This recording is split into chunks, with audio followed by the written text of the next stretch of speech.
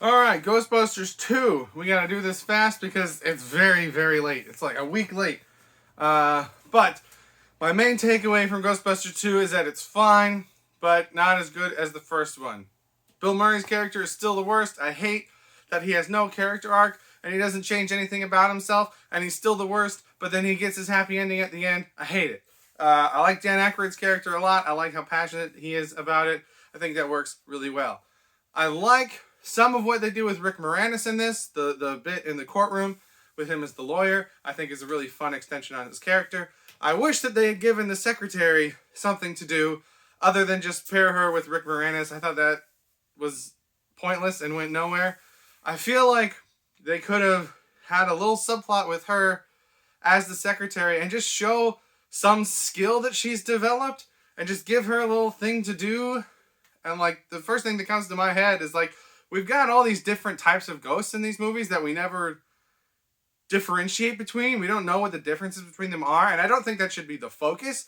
But you could have done a little subplot where as she's taking these calls, she shows some understanding of, oh, that's a spook, oh, that's a specter, oh, blah, blah, blah, blah, blah. And like she understands the differences between them, and she knows like what the Ghostbusters are going to need for that job, and she can get that all set up. And like that could just be a really nice way to show that she's competent and she knows what she's doing, and she's not just somebody random anymore that they hired. Like, she's the right person for that job. I think that really could have gone a long way, but they don't do any of that with her. We don't have an equal to the EPA guy as the villain, the human villain of this movie. I think that's a big drawback from this movie compared to the first movies. That guy was just such a great foil. Foil's probably the wrong word. That guy was such a great antagonist in that first movie. And we've got like the mayor's assistant that's kind of like that in this movie, but it's not as good. So that kind of falls flat there. My biggest problem with this movie though is that the premise makes no sense.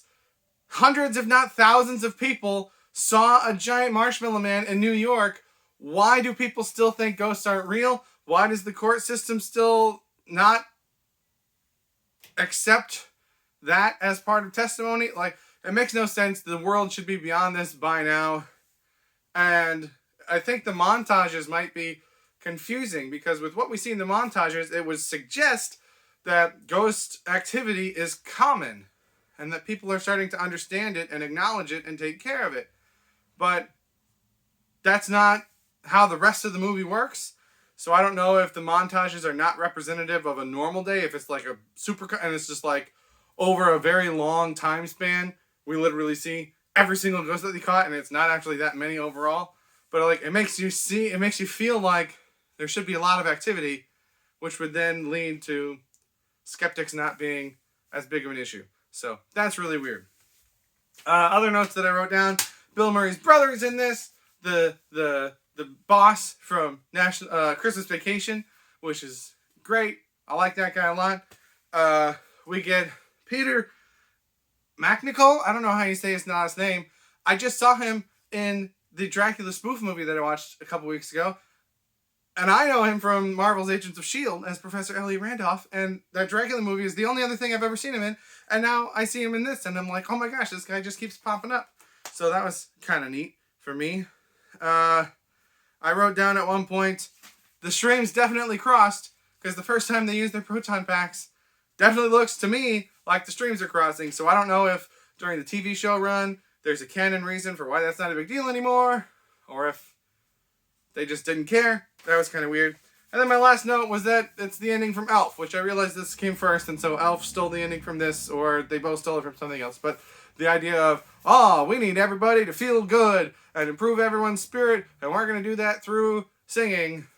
It's the Elf ending, which is great. So, yeah, Ghostbusters 2, fine. Not as good as the first one. Now I'm going to watch the one from 2016. Thank you for watching. Goodbye.